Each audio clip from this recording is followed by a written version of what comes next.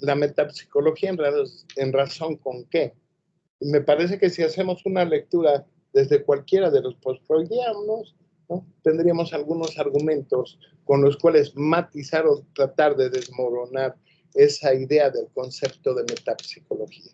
Sin embargo, es la posibilidad de entonces considerar que incluso varias prácticas que no son estrictamente psicoanalíticas o en el campo psicoanalítico, ¿no?, toman como referencia la metapsicología. Lo digan o no lo digan. El modelo psicodinámico se orienta por ahí, por la idea de la metapsicología, etc. Pero me parece que eso ha contribuido a muchas cosas en el campo de la metapsicología. Incluso a nivel de distorsionar muchos elementos, ciertas directrices ya planteadas en el campo freudiano, y que por supuesto Lacan hace una lectura lógica de esta cuestión de los aportes freudianos, la lleva a últimas consecuencias, y me parece que esa era la preocupación en mucho, es decir, el planteamiento de rescatar de alguna manera cierta originalidad de las propuestas freudianas que hacen que se configure un campo que recibe un nombre, psicoanálisis, ¿sí?, el dispositivo analítico. Entonces, por eso es que estas reuniones de este segmento han estado más dirigidas a tocar algunos puntos, ¿sí? No implica que no podamos leerlos desde el lugar que nos parezca más conveniente o menos conveniente. Pero es el punto donde, para bien o para mal, o como queramos llamarlo, es una manera de volver a Freud, ¿no?, a su propuesta, a su lectura, a escuchar algo que nos parezca pertinente y propio, que, por supuesto, desde mi punto de vista, no ha perdido nunca vigencia. Siempre ha sido una condición, yo diría, contemporánea, es decir, está con el tiempo, así como el inconsciente no sería una noción que tuviera que estar inscrita en la noción de tiempo. Entonces, el día de hoy, la verdad no se nos ocurrió más que anotar metapsicología, porque no podríamos darle el apellido, ¿no? La metapsicología por sí sola es dicha, es tomada, ¿no?, y es desechada. Entonces nos pareció que de alguna manera no tendríamos que darle el apellido a la palabra metapsicología. Por eso es que este tema se inicia con ese título aparentemente tan elemental y sencillo, ¿sí? Entonces, el día de hoy, varios de los asistentes aquí en algún momento han sido también invitados para participar, pero el día de hoy nos dimos a la tarea de invitar, por supuesto, a Alejandro Rodríguez Fuentes, de Yoica, ¿no?, principal ahí en Yoica. Por supuesto, a otro gran amigo que es Fernando, ya no, mejor digo Michel, ¿no?, Michel Montealegre. No, es que Alejandra, Fernando, vamos a terminar todos. Sí. Una compañera de colectivo que no tarda en llegar por razones de trabajo, ella se conectará, es Itzel Alfa, ¿sí? Entonces, la idea de estos conversatorios es justamente quizá abrir el espacio para pensar, reflexionar, y no tanto para presentar una ponencia formal, sino el punto de reflexionar sobre ese punto, sobre ese aspecto en el que puede haber de alguna manera un quiebre, una incidencia, una falla, o diría yo incluso una omisión con fines de dar cuenta de las producciones ulteriores. Y en este caso nos tocó la metapsicología. Más o menos la idea o la dinámica con la cual trabajamos ya la conoce Michelle, la conoce Alejandra, la conoce, me parece que Alejandro también, es quizá tomar la palabra unos minutos. No sé, ustedes pueden elegir el tiempo, no hay un tiempo ni como tal ni mínimo, y sí podría haber un tiempo en el que no podríamos pasar de 20 minutos, ¿no?, por cuestiones de tratar de respetar las 2 horas. No tenemos problema por el uso de la plataforma, pero esa no es la cuestión, sino también respetar el tiempo de quienes asisten y de quienes están trabajando. Que además, por otro lado, de pronto empezamos un poco tarde, ¿no? Pero no es por consideración nuestra, sino porque la gente se va agrupando y entiendo que tienen trabajo, etcétera. Entonces, hemos optado casi como una tradición de que los invitados inician la charla. En un tiempo, el mínimo ustedes lo eligen, el máximo, si acaso, sería 20 minutos, 25. Y después de esa jornada donde pasan los tres, abrimos preguntas y respuestas para el auditorio, para la gente que está escuchando, o incluso para poder señalar algo, quienes estamos aquí, que de alguna manera nos sentimos trastocados por lo escuchado y sentimos la necesidad de comentar algo, aportar algo, disentir en algo, ¿no?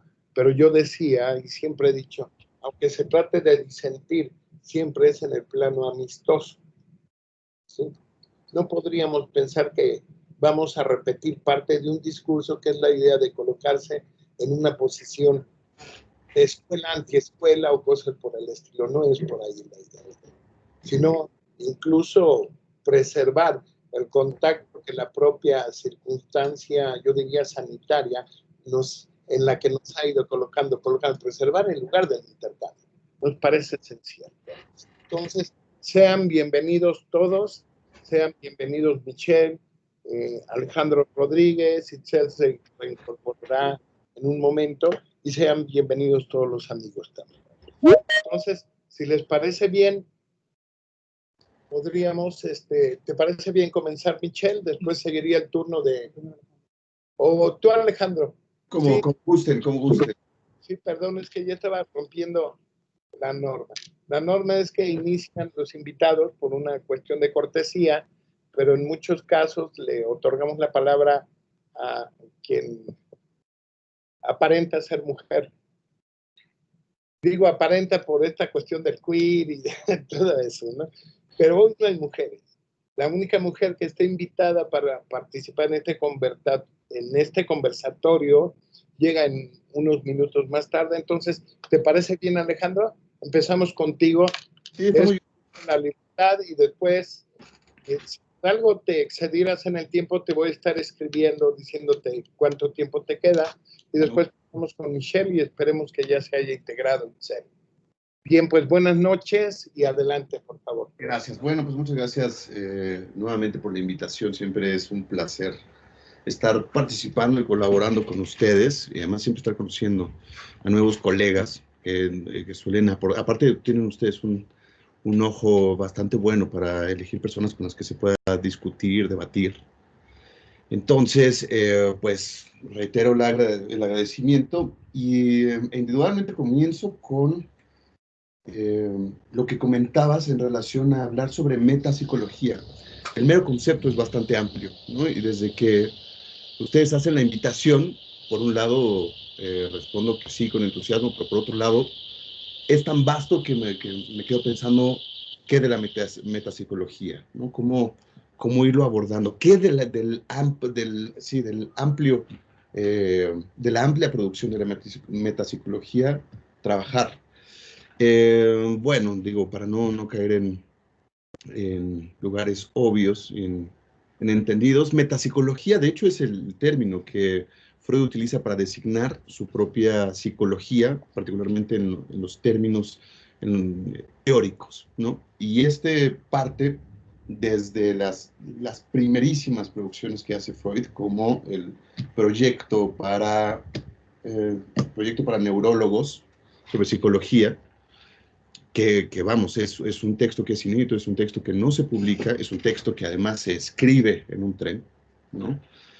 Pero desde ahí vamos viendo a un joven Freud que desde entonces está en una elaboración muy potente, muy asidua, sobre cómo darle forma a un aparato psíquico. Ahí podemos ver cómo lo va construyendo, y vamos a poder ir viendo cómo hay ciertas lógicas que no paran a lo largo de su vida, que se van repitiendo, que se van consolidando y que van dando cuenta de ciertos fenómenos fundamentales, como los sueños, como el síntoma, como lo inconsciente, ¿no? Y nos permite ir dando cuenta de cómo Freud va estructurando su propia teoría, ¿no? A mí me resulta muy apasionante hablar de la metapsicología, posiblemente es de lo que más me gusta leer de Freud, pero creo que también hay algo que vale la pena mucho puntualizar, en relación a también cómo va surgiendo esta metapsicología, ¿no? Sabemos que Freud viene de una escuela de pensamiento muy importante, muy pesada. Hay grandes autores que están trabajando en torno a el psiquismo, a el sistema nervioso. Vamos, hay muchos campos que se están trabajando y bajo los cuales Freud está empapado. Pero hay un punto que me pareció particularmente curioso cuando hablamos, por ejemplo, de los textos metapsicológicos, o sea, esos textos que fueron propiamente nombrados metapsicológicos y que de hecho los podemos encontrar así en las obras de Amor Ortu. Una cosa es la amplia producción de la metapsicología y otra cosa son los textos metapsicológicos, ¿no? Que van siendo publicadas alrededor de 1915. A ver, perdón, voy a bajar un poco el volumen. Alrededor de 1915, ¿no? Es cuando van siendo publicados. Y cuando uno hace una revisión sobre esa época, cuando están siendo producidos, se encuentra con una serie de peculiaridades bastante interesantes. Una de ellas es que, por ejemplo, esos 5 textos que encontramos, Pulsiones y Destinos de Pulsión, La Represión, Lo Inconsciente, Pulsión, bueno, si los otros dos, ahorita los menciono rápidamente. Fueron escritos en un lapso de 7 semanas, es decir, de una parte de marzo a mayo, en 1914, son escritos por Freud. Y ahí nos encontramos con un Freud muy distinto al primer Freud que está escribiendo este texto del proyecto, porque ahora ya para ese entonces lo respalda 25 años de un trabajo psicoanalítico.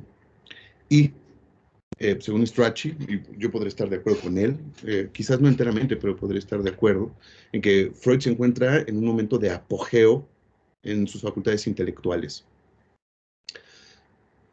Y vamos a poder dar cuenta de cómo Freud no está nada más elaborando teorías justamente por su mero interés en relación a poder producir una teoría sobre el psiquismo, sino que estos textos que fueron escritos en esa época están muy influenciados, fuertemente influenciados por el caso paradigmático de Freud, que es El hombre de los lobos, ¿no? El hombre de los lobos tiene la particularidad de que es publicado en 1918, pero el caso había finalizado 4 años antes. Y de 1910 a 1914, Freud lo está atendiendo, sabemos que incluso llega a adoptarlo para que viva en su propia casa, es uno de sus, más bien es el análisis más extenso que Freud llega a tener, ¿no? Si hacemos la suma de días que pudo haber estado ahí durante 4 años, fue sumamente extenso y toda la producción que pudo estar haciendo Freud, ese mismo caso influencia muchísimo las producciones teóricas que Freud más adelante hace y que hace de pronto parecería de sopetón.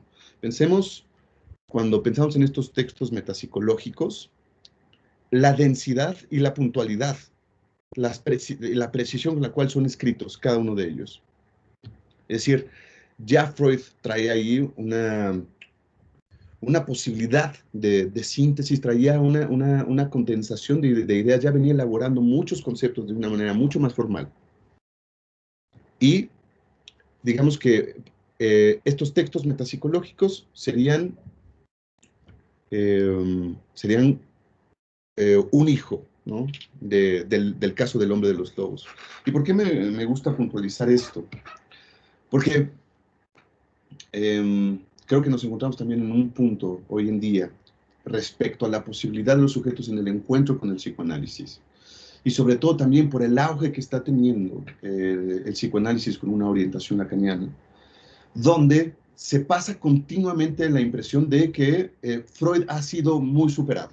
Estamos en el post-Freud, en el más allá de Freud, y además en tanta producción de orientación lacaniana, cuando se trabajan los matemas, cuando se trabaja topología, cuando se trabaja en una serie de propuestas súper interesantes dentro del campo que también, que forma parte del psicoanálisis, pero que parte de la enseñanza de Lacan, se va generando esta impresión de que con todas las elaboraciones que se han venido haciendo después de Lacan, ha quedado profundamente superado Freud. Y creo que no es así. Ahí estoy yo de acuerdo contigo, Fernando, donde la metapsicología conserva una vigencia, es sumamente contemporánea. Creo que cuando uno se detiene a leer a Freud, puede dar cuenta de ese Freud teórico, puede dar cuenta de cómo es un sujeto completamente comprometido con hacer del campo que funda una ciencia. Hay algo que me resulta muy ejemplar, muy preciso, muy aleccionante, es el comienzo de Pulsiones y Destinos de Pulsión, donde podemos decir que hace un pequeño manifiesto de su propia epistemología, cómo Freud va construyendo sus propios conceptos, ¿no? Cómo parte desde términos prestados que se toman de otros lados para irles dando cada vez más forma.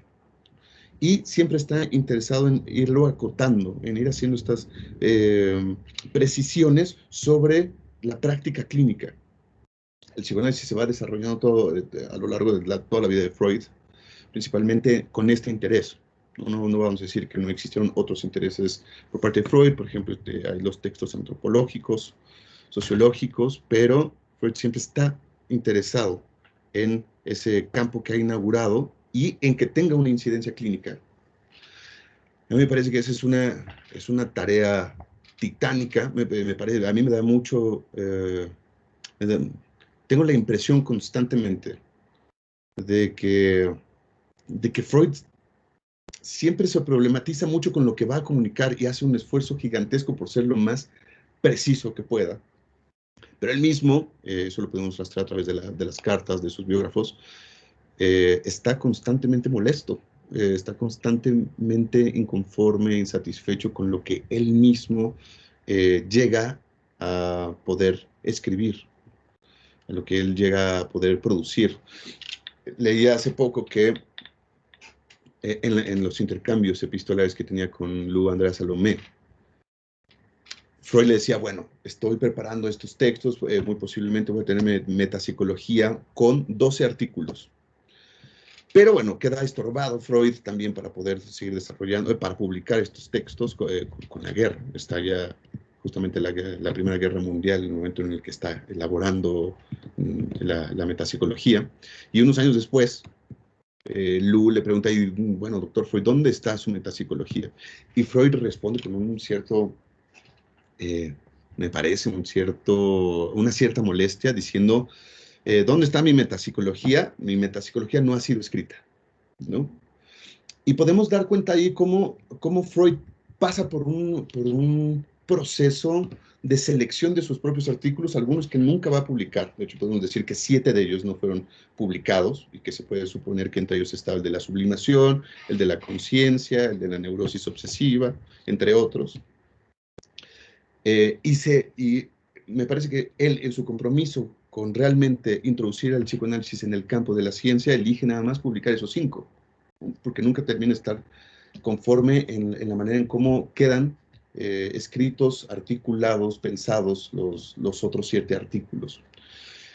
Y algo en el procedimiento, en el propio procedimiento de Freud, algo en el desarrollo que él va teniendo de su propia teoría, vamos viendo cómo él avanza en sus propios conceptos, él mismo se regresa, los vuelve a poner a prueba, ¿no? Y eso me parece que es ejemplar, ¿no? A lo largo de toda su vida está poniendo a prueba una y otra vez los conceptos que tiene. Las ediciones de 3 ensayos de teoría fueron, no recuerdo el número, pero son gigantescas, ¿no?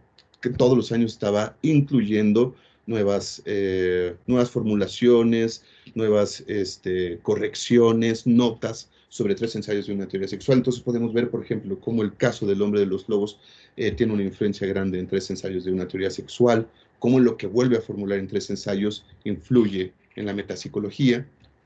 Y bueno, indudablemente la producción teórica de Freud no está acabada, ¿no? Él siempre lo reconoce, él siempre tiene una prudencia. Leyendo a Berchery, él hacía una advertencia bastante simple, ¿no? Y decía, bueno, no hay que creer a Freud, no hay que creer en los textos de Freud más de lo que él mismo creía. Sabemos que Freud se mantenía siempre como en ese filo. Y eso me parece algo que que tiene que conservar siempre su vigencia, ¿no? Actualmente para todos aquellos que estemos dentro del campo del psicoanálisis. Entonces, bueno, por el momento a mí me gustaría dar esa introducción, ese comentario por el momento, y doy pauta para los demás compañeros y que podamos ir platicando.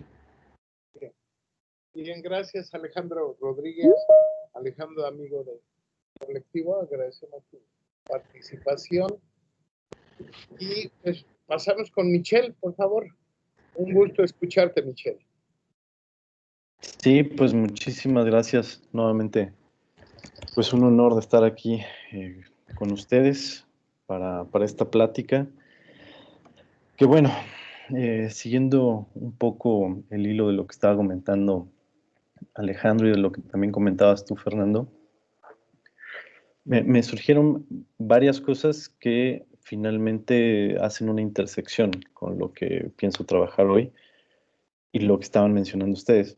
Hace rato, Fernando, hablabas del campo que abrió Freud, ¿no? El campo, lo que me llevó en esta preparación de lo que iba a hablar, preguntarme si Freud es un autor, porque creo que es un cuestionamiento que está ahí muy en boga, ¿no? Si Freud tomó los conceptos de su clínica, si los tomó de alguien más, o qué es lo que pasa con Freud.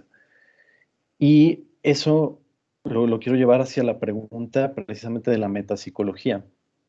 Si todo lo referente quizás al ello, al superyo, etcétera, son originales o son auténticos, y dependiendo de esta postura, plantear entonces cuál sería un posible retorno a Freud, ¿no? Que concuerdo ahí con Alejandro, pues en que no se debería seguir religiosamente, siendo que Freud no se siguió a sí mismo de esa manera, ¿no? Que fue capaz de ir exponiendo todos sus errores, lo cual es bastante valiente, y todas sus construcciones. Y bueno, a partir de esta primera pregunta que me hago, si Freud es un autor, seguramente muchos de ustedes ya habrán trabajado ese texto, pero Michel Foucault da mucha respuesta en relación a esto. Él se cuestiona qué es un autor y hace una distinción con alguien que publica una novela, por ejemplo. Él dice que ahí es autor de esa obra, es autor de un libro, pero que Freud y Marx no podrían estar enmarcados ahí, precisamente porque ellos abren un campo. Ahora, la pregunta es si este campo ya existía antes o si Freud realmente descubrió algo ahí. Entonces, ¿qué es lo que dice Michel Foucault? Que tanto Marx como Freud son fundadores de discursividad. O sea que ellos permiten la posibilidad y la regla de formación de otros textos. Pero hay algo importante acá, que si Freud, dice Foucault, funda el psicoanálisis, no es para que el psicoanálisis se mantenga bajo la misma línea, sino que esto permite que haya ciertas diferencias con respecto a ese texto original. Entonces dice Michel Foucault, por ejemplo, que no quiere decir que el concepto de libido o la técnica de análisis de los sueños se encuentra también en Abraham o en Melanie Klein. Quiere decir que Freud hizo posibles un cierto número de diferencias respecto de sus textos, de sus conceptos, de sus hipótesis, que pertenecen todas al discurso psicoanalítico mismo. Entonces, ¿qué pasa con esta inauguración de discurso? Dice Foucault, no es darle una generalidad formal que no podía tener al principio, es simplemente abrirle un cierto número de posibilidades de aplicación. Entonces, hace rato estaban mencionando este asunto de Lacan, de cómo viene Lacan a formalizar un aspecto de Freud y que nos permite pensar un retorno. ¿Qué es lo que dice Michel Foucault en relación al retorno? Primero, que la condición es que debe de haber un olvido, pero un olvido esencial y constitutivo. Ese retorno es regresar al texto mismo, al texto en su desnudez, a lo que está marcado, dice, en hueco, en ausencia, como lo une en el texto. Entonces, concuerdo ahí con lo que estaba diciendo Alejandro hace rato, en que uno acude a Freud precisamente en ese sentido, en el hueco. Finalmente, si es que hay teoría psicoanalítica, pues uno ve constitutivamente la falta. Entonces creo que ese retorno no tendría que ser para llenar los huecos, ¿no? Sino finalmente para abrir más preguntas, para hacer el reexamen de los textos de Freud que dice Foucault. Algo interesante y que ya no tenía muy presente al revisar este texto es que Lacan al final de este libro, que es muy chiquito, es una conferencia que es un autor de Michel Foucault, Lacan tiene una intervención muy chiquita. Y ahí dice que eso que está diciendo Foucault es exactamente lo que él está proponiendo como un retorno, que es lo que ha tomado como una especie de bandera. Lo que significa el retorno a todo lo que usted ha dicho, me parece, dice Lacan, por lo menos respecto de lo que yo he podido contribuir a este retorno, es perfectamente pertinente.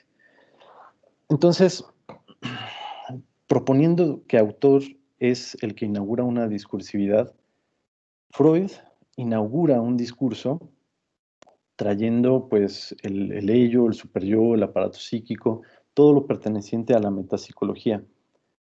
Pero, ¿de dónde saca esto Freud? ¿Es algo original? ¿Es algo auténtico?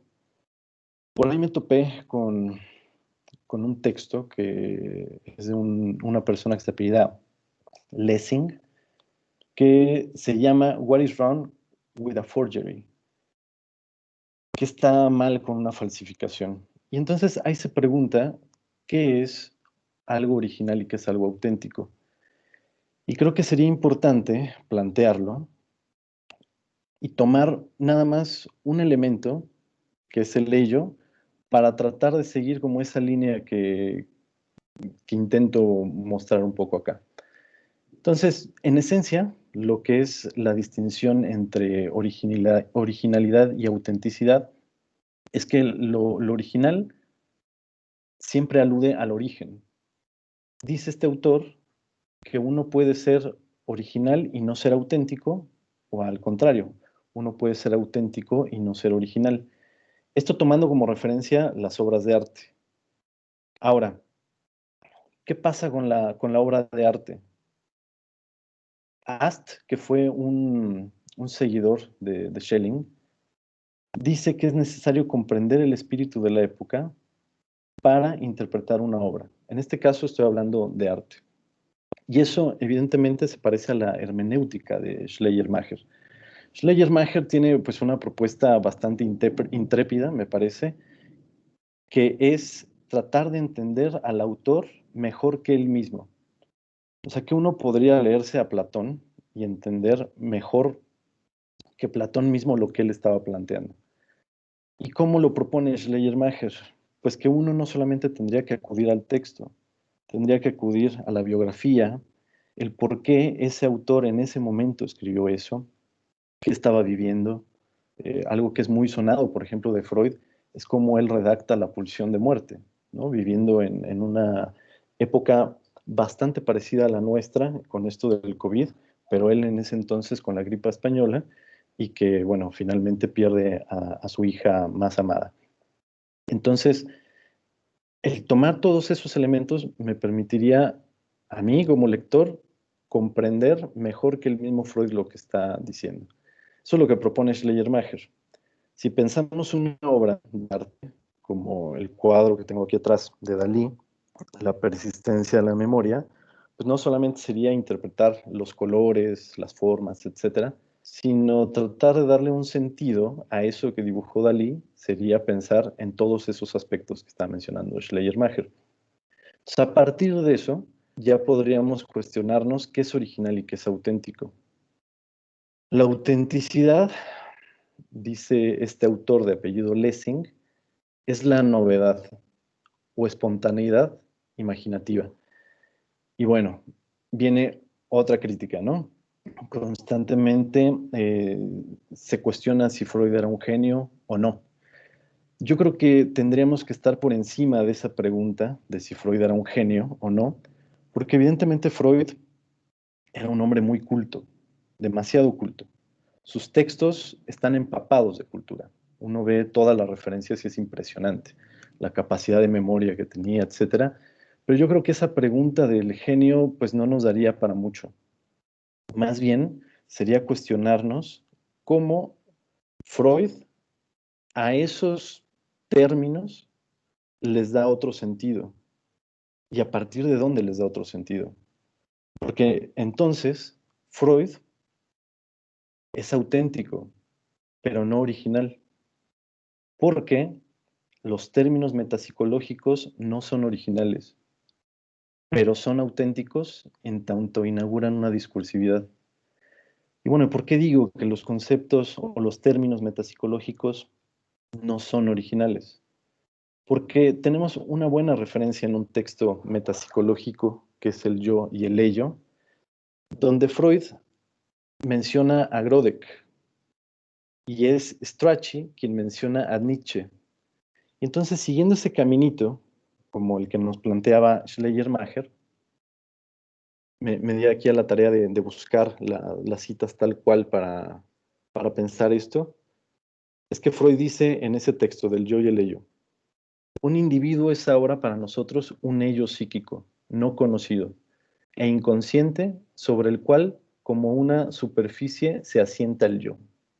E inmediatamente ahí manda una nota al pie de página Strachey y dice, el propio Grodek sigue sin duda el ejemplo de Nietzsche, quien usa habitualmente esta expresión gramatical para lo que es impersonal y responde, por así decir, a una necesidad de la naturaleza de nuestro ser.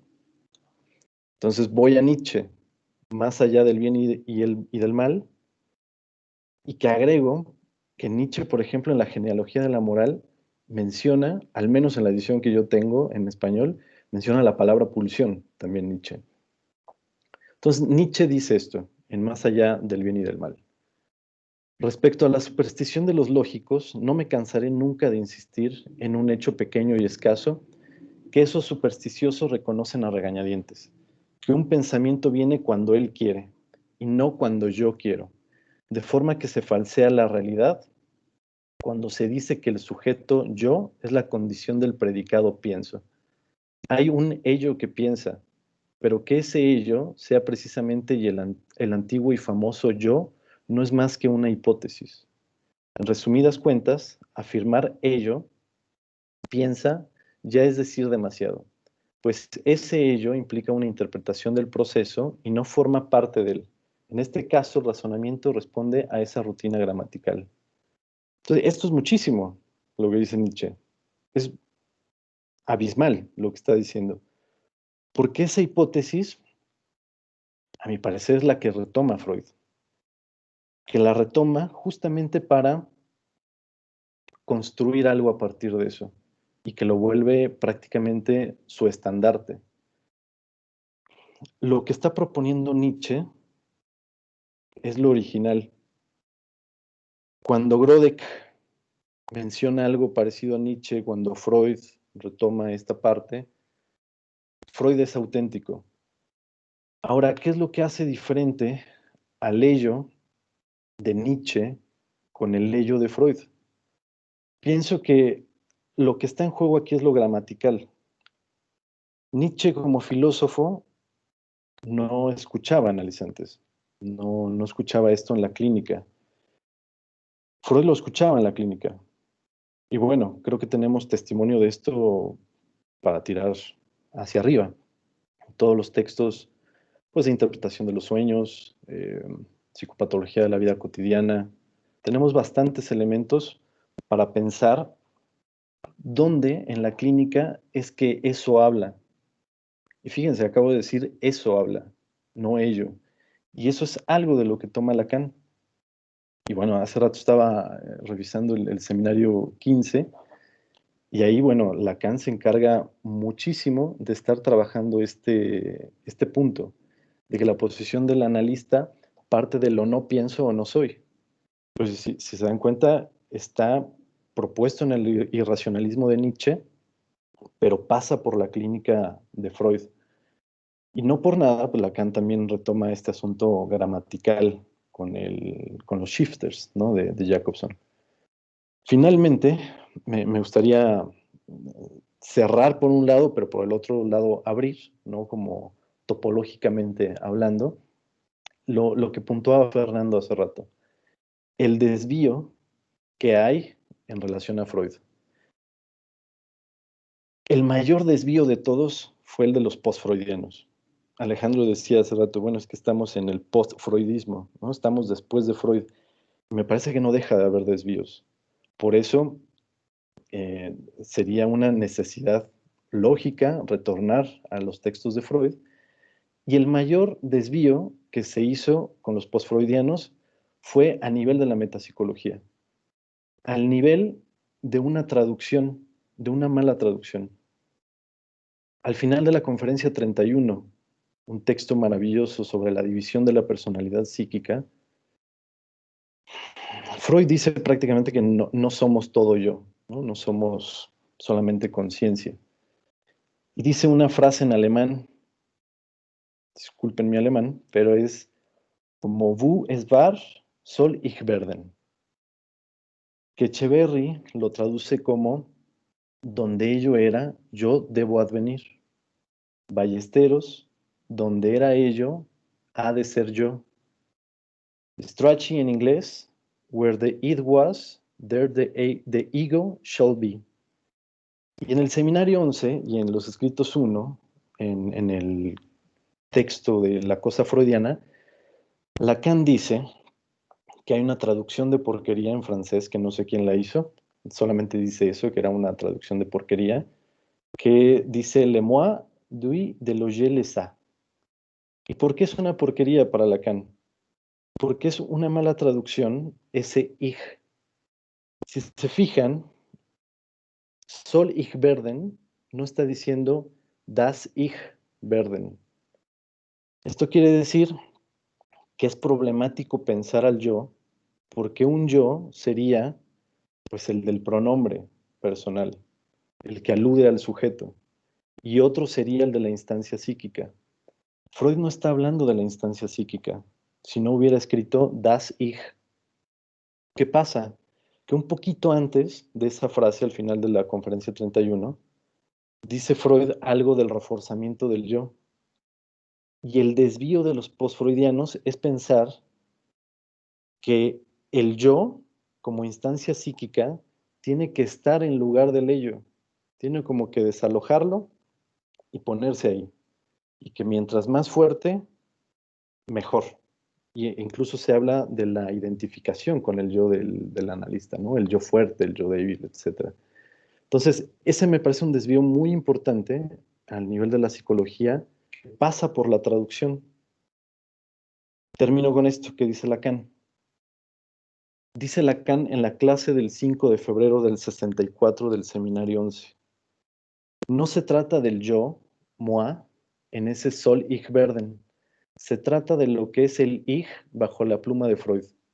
Desde el comienzo hasta el fin, cuando se sabe desde luego reconocer su sitio.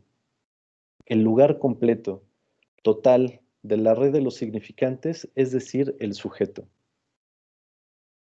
Por lo que podríamos concluir que la traducción que hace Lacan es allí donde eso estaba, el ich, como je, el sujeto ha de advenir. Allí donde eso estaba, el sujeto ha de advenir. Pero que no se está planteando entonces una sustitución realmente. Y bueno, creo que se pueden seguir elaborando varias cosas a partir de esto, que me gustaría ahí como dejar un poco para que podamos seguir pensando, retomando esto que decía Alejandro, ¿no? Cómo Freud mismo duda de sus términos, les va agregando, les va quitando cosas, pero que empieza a trazar toda una distinción entre ellos para dejar un esquema realmente incompleto. Ahora, creo que no es que haya dejado el esquema incompleto para que lo completemos. Lacan, si algo hizo, fue dejar más cosas incompletas, precisamente para que tengamos estos espacios de discusión, ¿no? de propuesta. Entonces, bueno, eso es todo, Pero más, gracias. Ahora no me correteaste, Fernando. Alejandro, gracias, grato escucharte. Te digo, perdón, Michelle, agradezco tu tiempo y tu participación y vamos a pasar con Itzel, que ya anda por aquí. ¿Itzel se encuentra por ahí? Sí, aquí estoy, aquí ando. Pues adelante, por favor. Ya sabe cuál es la dinámica. Tiene como máximo 20 minutos, 25, y el mínimo no es contabilizable. Pero adelante. Gracias. Ok, bueno, espero que sí me escuche bien. Yo concuerdo con lo que comentan los que sea, ponentes anteriores, los compañeros, los invitados, porque sí, exactamente, hablar de metapsicología es un tema muy amplio y Fernando Michel, sí hay algo que de lo que hablas, de lo que me viene a replantear, quizá lo que ya tenía escrito, pero bueno, también surgen muchas al estar investigando en este tema, surgieron muchísimas inquietudes, ¿no? Hasta la parte, como mencionas, de que si ya esto se había hablado previamente a Freud, ¿cómo es que él habla ahora como si fuera algo original de él, ¿no? Algo así entendía, pero también tenía esa duda. Pero ok, bien. También el hablar de la metapsicología lo comprendía aquí en este espacio, lo comprendí como retomar a Freud, retornar a Freud, lo que en su momento Lacan lo mencionaba. Y más que eso, el campo, específicamente el campo freudiano, que es donde hablamos de toda la parte psíquica. Pero bien, voy a empezar con esto, ¿no?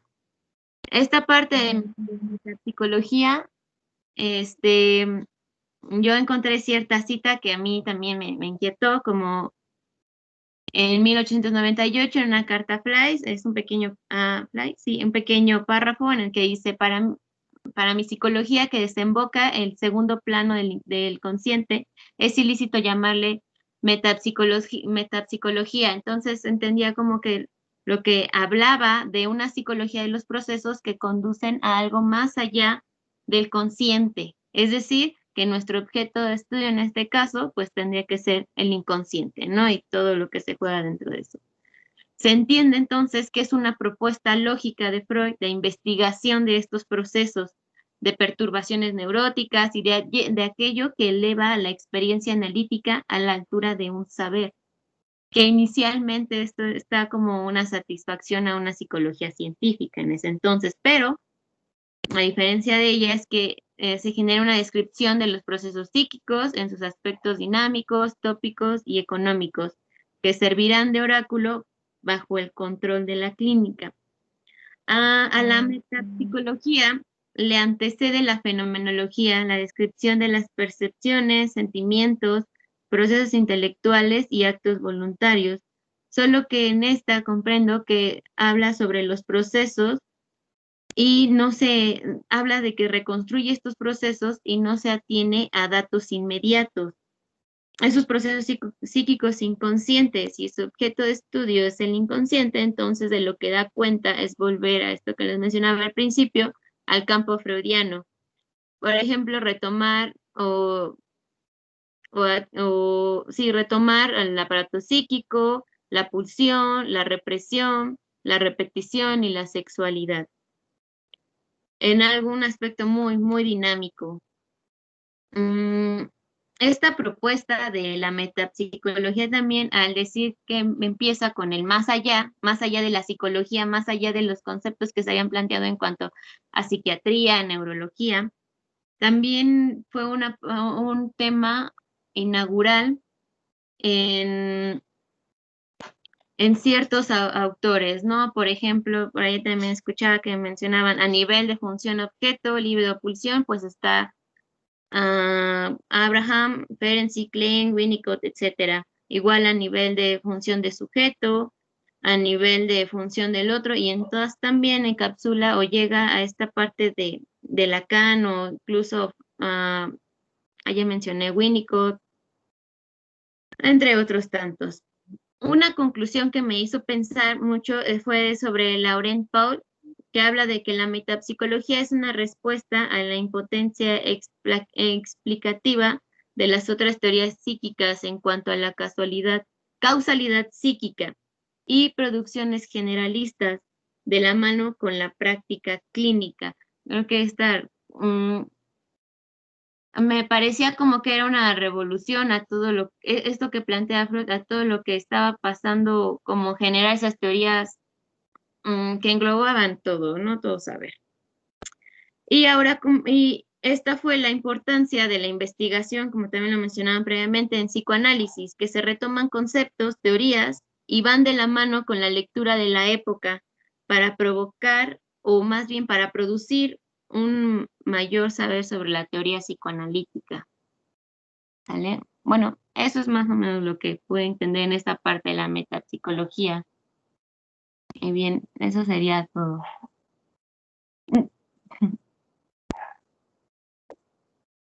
Ok, muy bien, gracias, Itzel. Gracias, Alejandro. Gracias, Michelle. Bueno, con esto digamos que terminamos como la ronda de las propuestas que cada uno presenta, y entonces abrimos un espacio para los asistentes. Si tienen algún comentario, alguna duda, algo en lo que disientan, no sé, algo, la gente que asistió.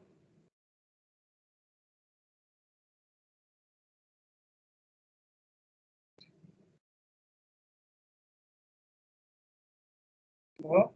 Bueno, no sé, Alejandro, ¿quisieras agregar algo en torno a lo que se ha comentado? Michelle, después Itzel.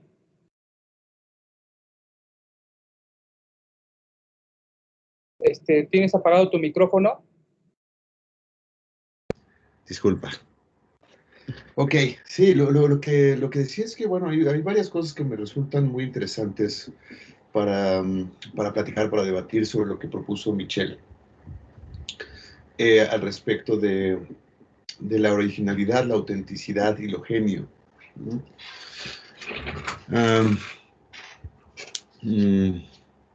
Hay varias, estoy tratando de ordenar mis ideas. Primero comienzo con una apreciación personal, que, bueno, sabemos que en la vida de Freud, de los pocos reconocimientos que obtuvo, fue un premio justamente por el estilo que tiene, ¿no? Hay algo en su estilo que es irreproducible, ¿no? Casi en un entusiasmo, así en un arrebato, puedo decir, casi irreprochable. Por supuesto que uno va a tener mesura con este tipo de elogios para Freud, pero la tarea que tenía que enfrentar para, por un lado, dar cuenta de una teoría, sostener una teoría, y al mismo tiempo, por ejemplo, en la presentación de sus casos, dar cuenta de ellos, dar cuenta de cómo se va armando una lógica, ¿no? También sin tener que exponer todo, que sería una tarea imposible, que exponer todo lo que ocurrió, todos los gestos, todos los guiños, todas las palabras, todos los momentos que se pudieron haber dado a lo largo de un caso. Bueno, es imposible, pero la manera en cómo Freud va seleccionando me parece algo muy, si no auténtico, original, algo súper único, ¿no? Porque realmente me parece que Freud tiene como interlocutor no solamente a aquel que lo está leyendo en ese momento, sino a los que lo estarán leyendo. Tiene un interés de que se vayan rescatando ciertos puntos en torno a lo que él quiere presentar, ¿no? De un caso se pueden presentar muchísimos aspectos, ¿no? En el caso del hombre de los lobos podemos ir dando cuenta de cómo incluso se van presentando ciertas curas, ¿no? Ciertos efectos terapéuticos a lo largo del tratamiento, pero elige no ponerlos, ¿no? Elige no darles un acento a ellos, sino irlos tratando de cierta forma para poder ir a dar cuenta de lo que le interesa, quizás justo hacia el final de la cura, cómo poder dar cuenta de esa cierta cura en el caso del hombre de los lobos, cómo utiliza esos mismos casos para poder ir dando cuenta de sus propias elaboraciones, cómo encajan, cómo esos conceptos funcionan para dar cuenta de ciertos fenómenos. Y indudablemente, bueno, algo que siempre vamos a ver en Freud es este anhelo receloso por ser reconocido como una ciencia, el psicoanálisis. Y hace algunos años tuve la posibilidad de compartir en Yoica con un estimado amigo y colega, que es Juan Manuel Martínez, y él en ese momento estaba trabajando una idea que era Freud, lector de Nietzsche. Sabemos que Freud decía abiertamente que él no había leído a Nietzsche. No obstante, encontramos en su obra citas de Nietzsche, ¿no? En relación al superhombre, en relación a otros puntos. No son muy vastas, pero sí está citado. La hipótesis que tiene Juan Manuel en relación a por qué en ese caso no querría Freud que se le asociara con Nietzsche, ¿no? Es porque bajo la escuela que trae y bajo el momento en el que se encuentra Freud elaborando el psicoanálisis, no quiere que se le asocie con la filosofía, le quiere dar un mayor estatus a sus propias producciones justamente al elaborarlas y poder sustentarlas dentro del campo de la ciencia, no del de la filosofía. No quería que lo asociaran con un filósofo, ¿no? También sabemos que hay lecturas de Freud, quizás no muy vastas, tampoco podemos saberlo tanto, al menos yo no sé, habría que revisar su historia, su biografía y a sus biógrafos, pero también hay lecturas vastas, su cultura es muy vasta, pero indudablemente también lee a filósofos sumamente importantes, ¿no?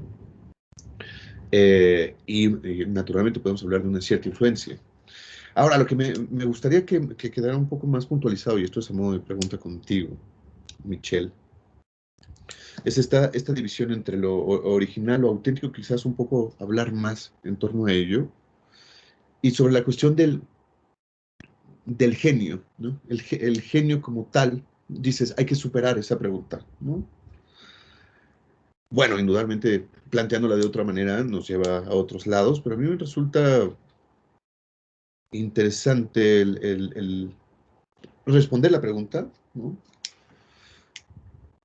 Aunque pudiera llevarnos a ciertas discusiones, si quieres, bizantinas, aunque dudo que lleguemos a ese extremo, pero, por ejemplo, Lacan puede hablar sobre cómo el genio en ese sentido es el que inventa, es el que crea, y en ese sentido, Lacan no se ubica como el genio del psicoanálisis, pone a Freud como el genio del psicoanálisis justamente por instaurar ese campo, ¿no? Porque él es quien lo inventa. Entonces, bueno, en torno a estos, no sé, pequeños puntos que he tocado, me gustaría devolverte la pregunta, Michelle. Sí, creo que... Ahora déjame organizar las ideas a mí, porque son varias cosas que plantear. Empezando con esta cuestión del genio, ¿no? Hace unos días, mientras estaba dando una clase, me llega un mensaje por WhatsApp que falleció Eddie Van Halen, ¿no? Que bueno, muchos de nosotros conocíamos, crecimos con su música, y Eddie Van Halen, por ejemplo, muchos lo consideran un genio. Concuerdo en ese punto en que el genio podría ser definido como aquel que crea. Sin embargo, ¿por qué tomo a Eddie Van Halen como un ejemplo para pensar después a Freud? Eddie Van Halen inventa una técnica, ¿no? Que es el tapping.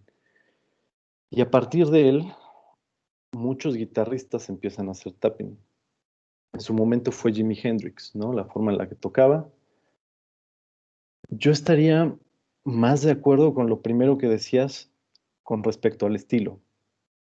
Porque de repente esta concepción que se tiene del genio como socialmente hablando, es alguien que de la noche a la mañana, pum, ¿no? Aparecieron las cosas. Está un genio. Entonces, si piensas en Eddie Van Halen como un genio, pues sería que un día agarró la guitarra y empezó a tocar así, ¿no? Como, quién sabe cómo le hizo.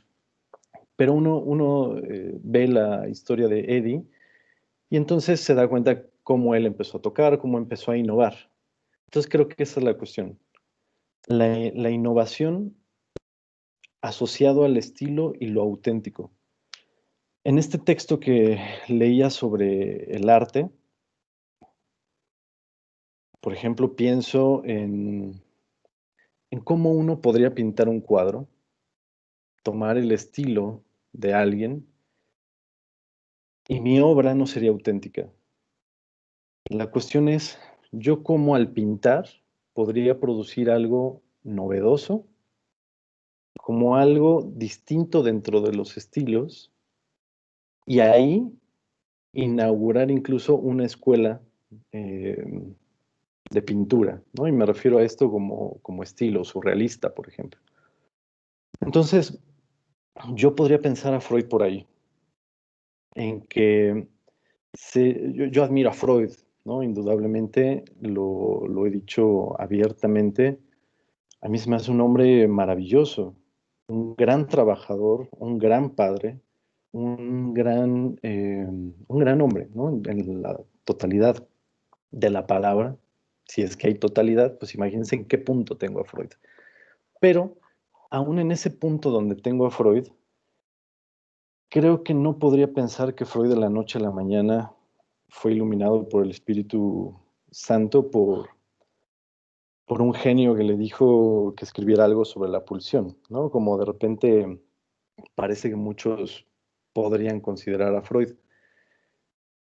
Sin embargo, es muy auténtico, tiene un estilo, como dices Alejandro, de escribir que a unos nos encanta, otros aborrecen, así como a unos les encanta el surrealismo y otros lo aborrecen, pero que definitivamente inaugura algo y que nadie escribe como Freud. Y tan así nadie escribe como Freud que el mismo Lacan no escribe de esa manera, ¿no? Entonces, eso por un lado con el genio que ahorita me hacías esta pregunta. Y bueno, no sé qué pienses al respecto de esto que menciono. Ya, no, indudablemente la cuestión de esta forma de pensar quizás bastante, estoy pensando incluso los términos, bastante al menos básicos, ramplones, ¿no? Del genio, como el equivalente a, sí, una especie de dios de una generación espontánea que de pronto tiene, sí, inspiraciones divinas. No, indudablemente no. De hecho, a mí me parece que algo de la genialidad es que cuando uno puede rastrear la escuela que traía Freud, o sea, dónde fue educado.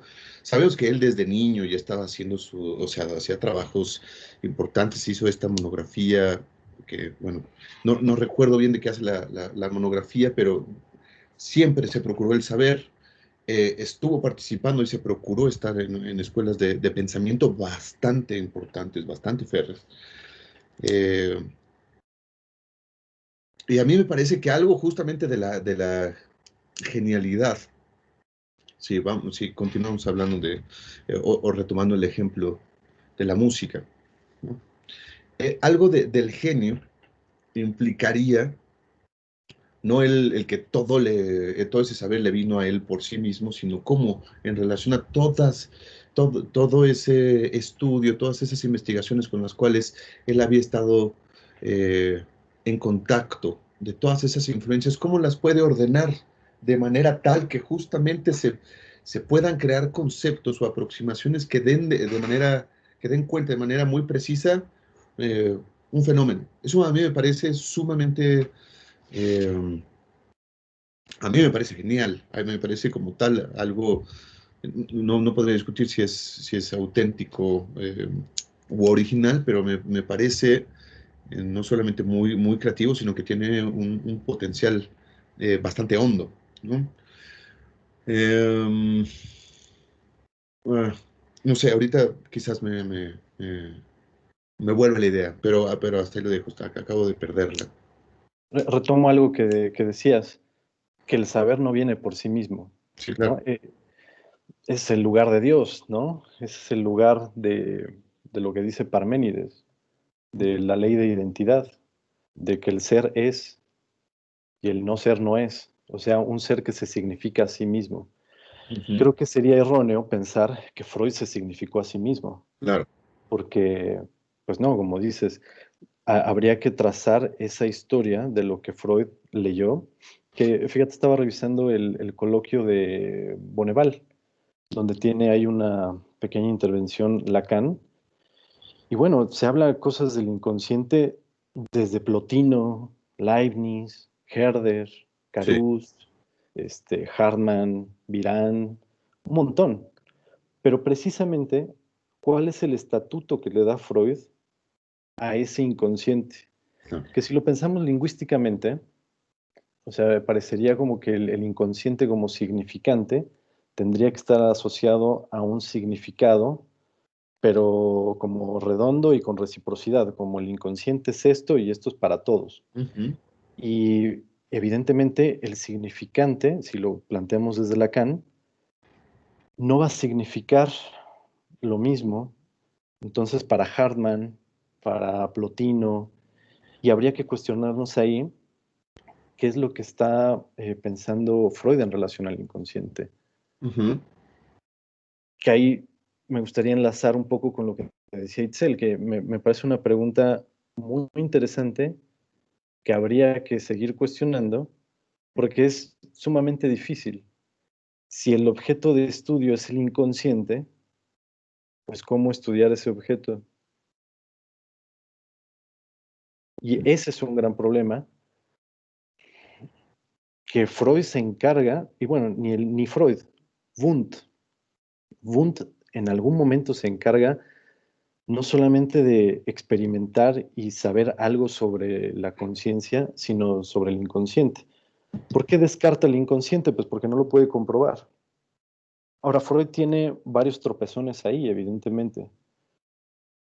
Tiene varios tropezones, pero tiene muchas propuestas en relación a cómo plantear ese inconsciente, que después Lacan va a ser toda una formalización, no sé, leerse la lógica del fantasma, el acto psicoanalítico, es buscar cómo puede darse cuenta del inconsciente con teorías de conjuntos, con nudos, con lógica proposicional, con cuantificadores, lógica de predicados. Pero creo que una directriz que no deja de estar ni en Freud ni en Lacan y que creo que hay que puntuar mucho es la clínica, que no deja de estar la clínica y que ese objeto de estudio pues se desvanece. Muy interesante porque el sujeto aparece ahí donde no está, Ujú. que el yo, cuando queda elidido de su enunciación y enuncia eso, estamos hablando de lo inconsciente, y cómo dar cuenta de eso.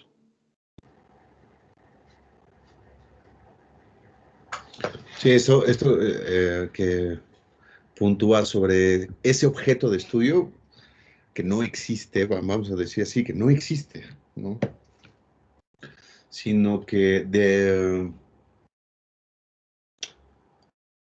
perdón, me vinieron muchas ideas en este momento a la cabeza, pero podemos partir que como tal, más bien es la elaboración de un concepto, de este significante que podría haber existido a lo largo de la historia y tenía un lugar completamente distinto en el decir convencional, en la filosofía, en otros campos, en otras disciplinas, ¿no? Algo que significaba poco, que no significaba nada. Freud lo empieza a llenar de contenido. O sea, requiere construir ese concepto para dar cuenta de esos fenómenos con los que él se va encontrando a lo largo de su trayecto clínico, ¿no? Porque sabemos que, bueno, tiene un trayecto en la Salpêtrière, él trabaja con sus propios pacientes, requiere hacer la elaboración de este concepto para dar cuenta de esos efectos, ¿no? Para dar cuenta de aquello que por el momento no está siendo y no puede ser explicado por ningún otro campo, por ninguna otra disciplina. No sé si ustedes conozcan, me parece que es un poco popular el ejemplo, pero a mí me parece muy, muy bueno para ejemplificar esto. Por ejemplo, Mercurio de Mercurio, me parece que como tal no se podía dar cuenta enteramente de la existencia del planeta, salvo que cuando trataban de medir cuánto tiempo tardaba la luz del Sol en llegar a la Tierra, de pronto notaban una ondulación, notaban que había una pequeña parte donde tardaba más tiempo en llegar la luz del Sol a la Tierra. Y es justamente para dar cuenta de qué es lo que está ocurriendo, por lo cual la Tierra no llega de manera directa, tienen que suponer que existe ese planeta, que existe algo que está obstruyendo ahí, por lo cual observamos este fenómeno, o se puede medir este fenómeno. Me parece que algo muy similar es aquello con lo que se tiene que estar viendo Freud, que se tiene que hacer este armado, por ello la metapsicología, porque es justamente cómo va mezclando diferentes elementos, conceptos, hasta que los puede volver modelos, para dar cuenta de fenómenos que, bueno, hasta ese momento en la historia de la humanidad no podían ser explicados, y hoy en día podemos decir que ciertamente muchísimas personas quedan completamente perplejas ante la emergencia del inconsciente, ¿no? O sea, el sentido común no nos sirve para dar cuenta de aquello éxtimo que es el inconsciente.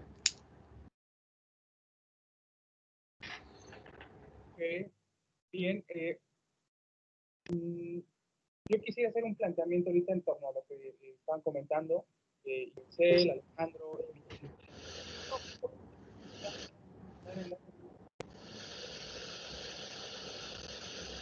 Oye, Omar, creo que no te estamos escuchando.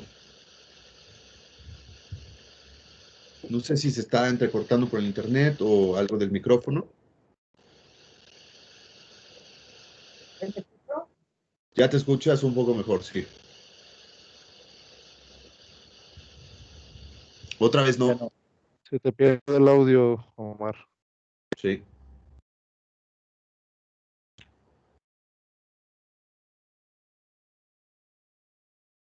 No sé si sea una cuestión de... Me voy a silenciar a ver si por ahí eso ayuda.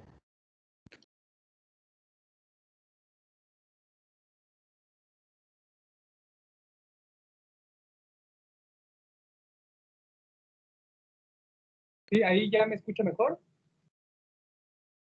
Sí, bueno, justamente ahorita que los escuchaba, a Alejandro, Michelle, Itzel, me hacía pensar dos cosas importantes, ¿no? Dos que se vuelven múltiples.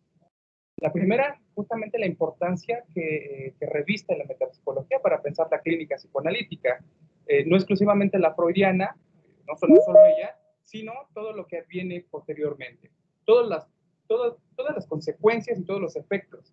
Por tanto, justamente se me ocurría colocar a la metapsicología como todo un acontecimiento, ¿no?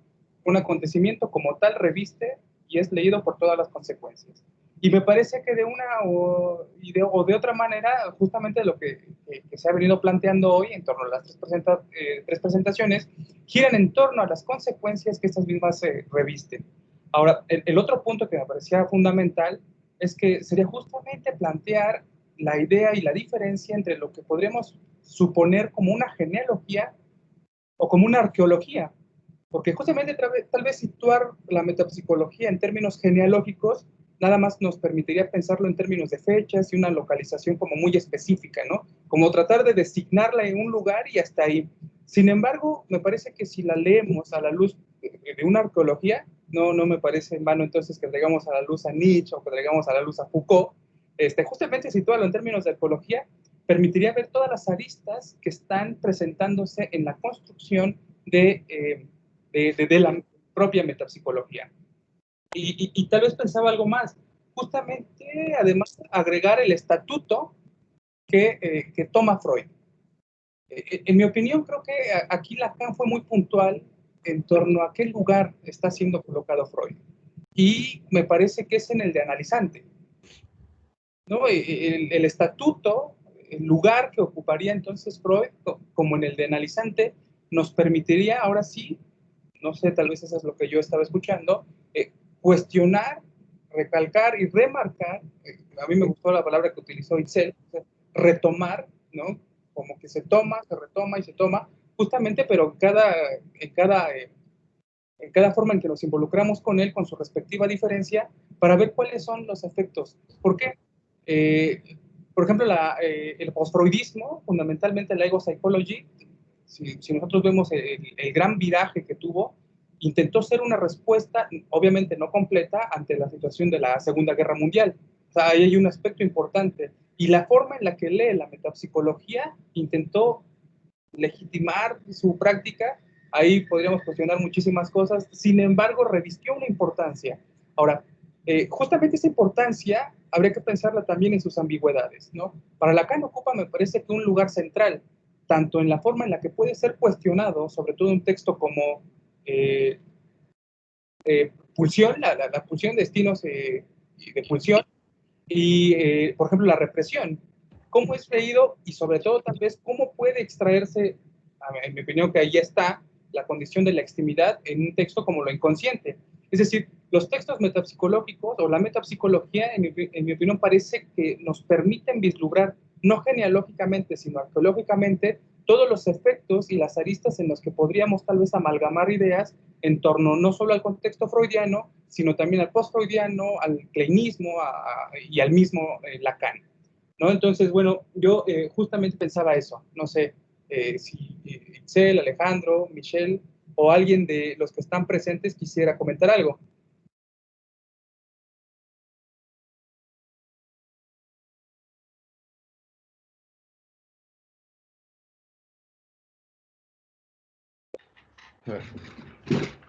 A mí, Omar, me hiciste pensar varias cosas. La relación que haces con metapsicología y clínica. Es que, a ver, Alejandro planteaba algo sobre los efectos, ¿no? Y Mercurio, lo ponía con ese ejemplo. Se me hace una buena analogía porque Freud lo que escucha son los efectos.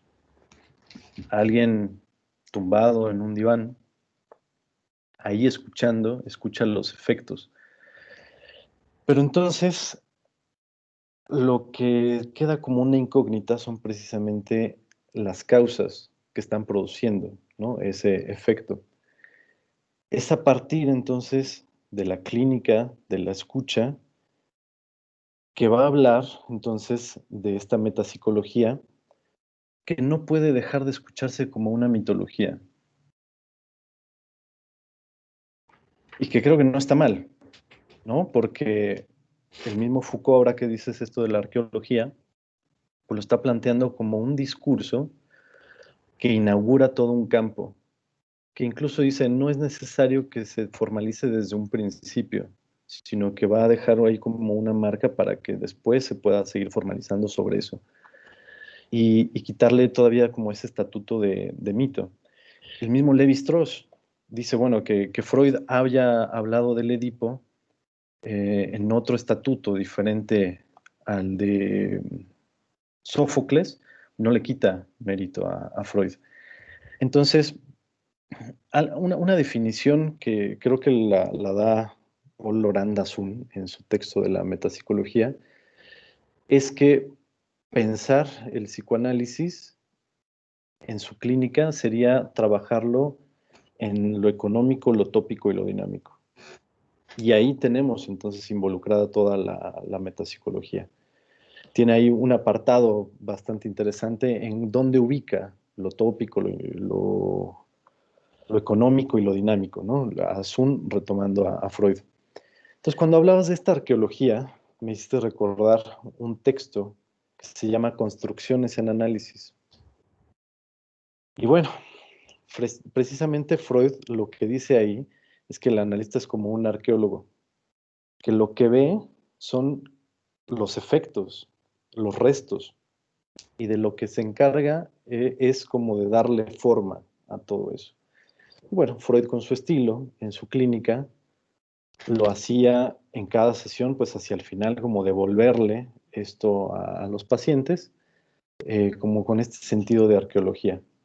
Pero el mismo Lacan, en el seminario 1, retoma algo de esta postura arqueológica, pero sin dejar de pensar la clínica. Por eso por eso retorno como a esta cuestión del genio, ¿no? Creo que sería quitarle mérito a Freud en lo que escuchó de la clínica, que no fue nada más ahí como un chispazo, ¿no? Sino que algo ahí se estaba cuestionando y que sin duda eso tiene tintes de genialidad, ¿no? Su estilo, sin duda alguna. Pero retorno constantemente a la clínica. ¿Será porque cuando uno escucha a sus analizantes, pues escucha los textos, ¿no? de Freud?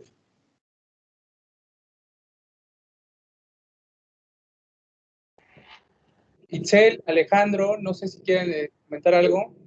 Sí, bueno, no sé, Itzel, ¿quieres hablar? Yo ahorita he tomado mucho la palabra. ¿No? Ok. Fíjate que al respecto de la pregunta que tú hacías, Omar, en torno a que la misma metapsicología puede servir para ver qué otros destinos ha tenido las elaboraciones que se han venido haciendo por los diferentes psicoanalistas a lo largo del tiempo. El día de hoy, revisando este gran texto de Génesis de los conceptos freudianos de Berchery, encontraba al final una propuesta que justamente responde a lo que tú decías. Decía, si me permiten, leo rápido. No obstante, dice, de modo que me parece que se pueden seguir las huellas del estallido del saber freudiano en 4 modelos heterogéneos. Dice, empieza desde el cuarto modelo. El cuarto modelo, el modelo obsesivo, es muy oficialmente la fuente de la psicología del yo, a través de la afiliación del libro de Anna Freud, Los mecanismos de defensa. El tercer modelo lo propone como el modelo melancólico. O sea, esto es a partir justamente de las diferentes vías, variantes que se tomaron los desarrollos teóricos a partir de acentuar ciertos aspectos de la teoría freudiana. El tercer modelo es el modelo melancólico y está evidentemente en el origen de la escuela kleiniana. El segundo modelo, el modelo narcisista psicótico, me ha parecido perfectamente homólogo al consenso que reúne a los miembros de esa nebulosa marginal en la que Balint se ubica a sí mismo, junto a Winnicott y Searles. Y dice, finalmente, bueno, estoy pasando rápidamente para no hacer una entera lectura. Dice, finalmente el primer modelo, el modelo histérico, fíjense, así es como lo pone, el modelo histérico es la fuente de la juventud en la cual el retorno a Freud, lacaniano, ha bañado su esfuerzo por restituir al inconsciente su estatus de polo dominante de la subjetividad. Me salto un poco, dice, desde luego, cada una de las 4 corrientes conoce y utiliza el conjunto de los textos freudianos. A mí es puntual, claro que los conocen. Pero dice, no se trata más que de un predominio difuso de un color fundamental. Digamos, ahí cerraría la cita en torno a la pregunta que tú hacías, pero Berchery agrega algo que me gusta bastante, que es un reconocimiento y es un elogio a Freud, que, digamos, nos permite ver la problemática en la cual no solamente nosotros nos enfrentamos, sino que propiamente también todos los psicoanalistas después de Freud se han enfrentado por el siguiente punto. Dice, la relativa debilidad, entre comillas, del esfuerzo sintético de Freud, por cierto, más brillante en la parte especulativa, verdaderamente creadora de la teoría, me permitía entonces contemplar su reverso, la facultad admirable de cubrir un campo de observación tan amplio que necesitaba fragmentar su mirada y cambiar de lente para recorrer su extensión. Esa es la cita que me gusta, es la que más quiero rescatar. Me pareció una puntualización súper interesante porque me permite ciertamente pensar a Freud en esta exigencia que él se hacía, en esta tarea tan colosal para poder dar cuenta, había un anhelo de poder dar cuenta del psiquismo de tal forma que quería verlo todo, trataba de abarcar muchísimas cosas, muchísimos fenómenos de la vida humana, ¿no? Y para tal tarea colosal, para tal tarea imposible, ¿no? Es donde me parece bello incluso la manera en cómo lo propone Berchery, como que tenía que fragmentar su mirada, ¿no? O sea, no podía abarcarlo todo, tenía que ir siendo selectivo en la manera en cómo quería tratar un tema, en cómo lo iba a abordar. Reitero, de pronto cuando al menos esto es lo que me deja a mí pensando cuando estamos enfrentando el hecho de que Freud escribió durante 7 semanas los textos metapsicológicos, podemos dar cuenta de que Freud se encontraba permanentemente en una efervescencia de ideas, estaba permanentemente intrigado en seguir dándole un cuerpo a la teoría. Y bueno, eso nos dice un tanto de la manera en cómo operaba, cómo de pronto ocurrían cosas y las tenía que poner ahí sobre la mesa. También el día de hoy leía una autora que decía, bueno, Freud normalmente se le ocurrían ya estas otras ideas que ponía hasta después, en la siguiente edición, porque es cuando revisaba su texto, sus propios textos, sus propias publicaciones, ya cuando pasaban la edición, es ahí cuando se leía que entonces le surgían más ideas, y entonces eso iba para las siguientes publicaciones. Y bueno, toco este punto, digamos, para algo que me resulta importante también tocar. Yo partí en una formación, psicoanalítica que se jactaba fuertemente de la orientación que tenían, esta orientación lacaniana, que era más milleriana que nada, y siempre se hablaba mal de los postfreudianos. Siempre, o sea, los postfreudianos eran el equivalente al guácala, ¿no? Y digamos que ahí me parece que justamente la transmisión queda completamente descolocada, justamente por querer hacer de ciertas elaboraciones que no empatan con la propia formación, como algo muy desdeñable, como algo muy básico, como algo hasta a veces como limítrofe, ¿no? Y creo que hay que dar cuenta que ninguno de nosotros está exento cuando se toma la tarea de realmente trabajar, profundizar, reescribir el mismo psicoanálisis. No estamos exentos de pasar por lo mismo que cada uno de estos 4 ejemplos que pone Berchery, ¿no? O sea, no estamos exentos a hacer un Balint, un Melanie Klein, un Anna Freud, etcétera, ¿no?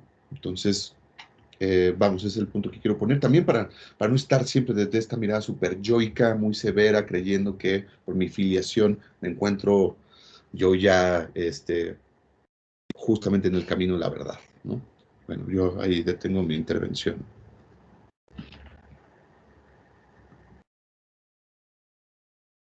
Bien, no sé si tienen el público de los que están asistiendo que quiere hacer una pregunta, que quiere dar una opinión.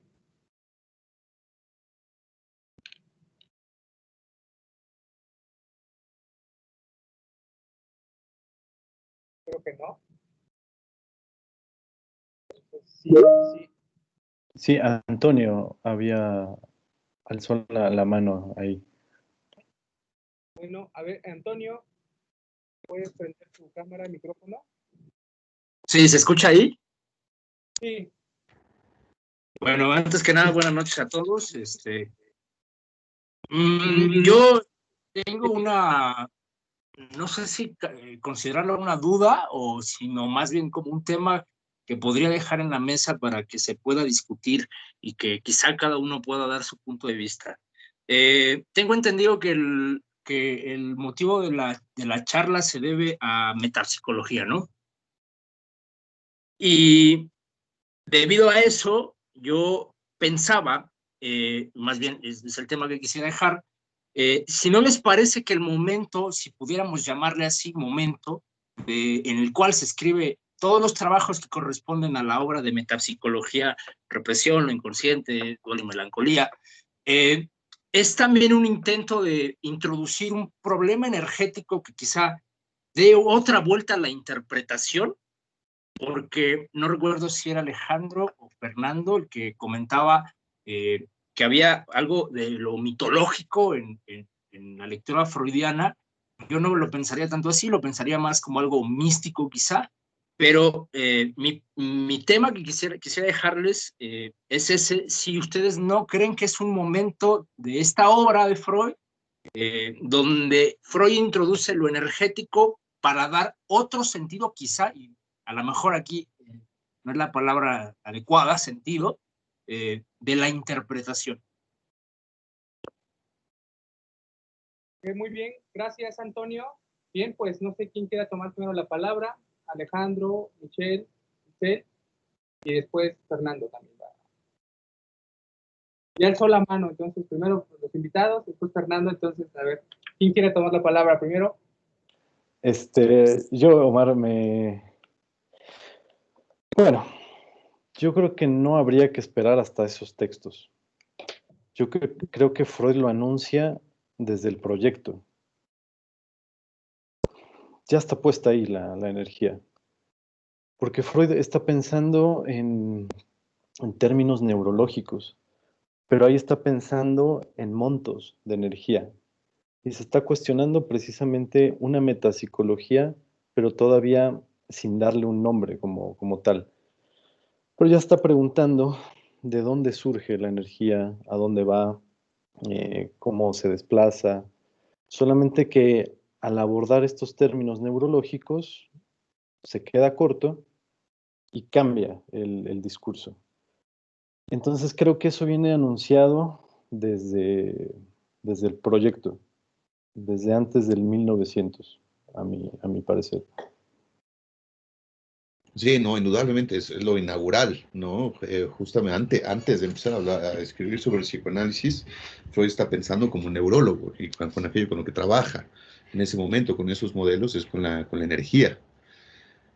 Nunca abandona estos esquemas energéticos, ¿no? De hecho, introduce que él plantea que para hablar del campo psicoanalítico se tendría que hablar sobre lo tópico, lo dinámico y lo tópico, lo dinámico y lo económico, ¿no? Para hablar justamente de la cuestión de los montos. Ahora, la verdad es que me resulta bastante interesante la pregunta en torno a si la cuestión energética, porque nunca lo había pensado, la cuestión energética da un giro, da una vuelta, cambia, tiene una incidencia en la cuestión de la interpretación.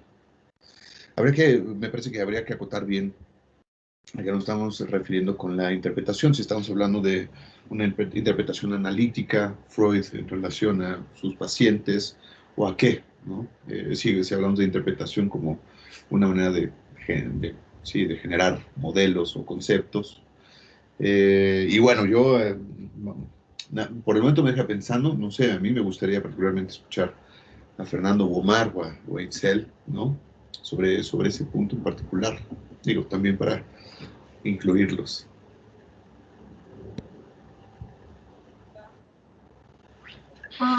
Yo creo que sí, también yo creo que te entendí, Toño, como si fuera una innovación en la interpretación, y creo que sí, porque por ahí habla también ya Freud creo que es en 1900, sobre homeostasis, sobre el principio de constancia y también sobre esta parte de, pues, algo del deseo y cómo se maneja ahí la parte energética, ¿no? De las pulsiones. Y además de que, pues, la metapsicología, ya lo han mencionado los invitados, viene a dar esa parte inaugural, ese giro a lo que se estaba ya mencionando antes, ¿no? Por eso empieza con la parte del más allá de la psiquiatría, más allá de la neurología, de la psicología. Gracias, Itzel.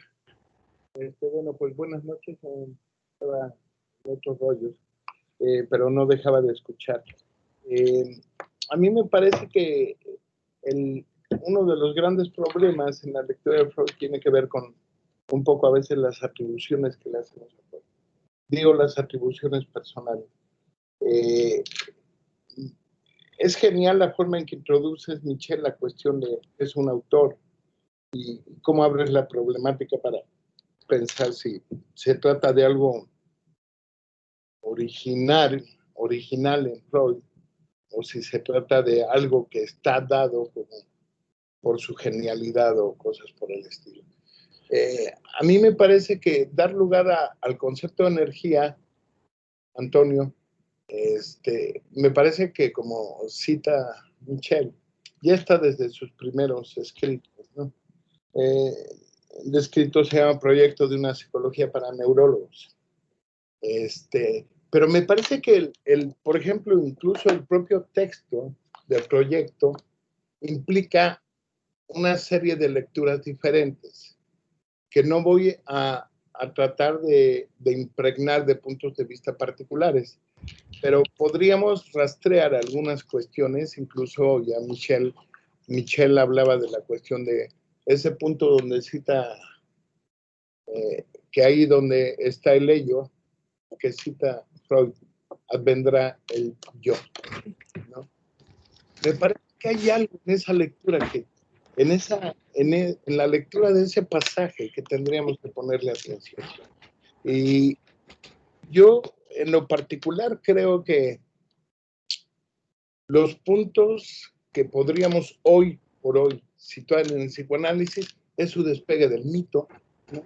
Ya no hay mitos. Okay. Es una cuestión muy clara.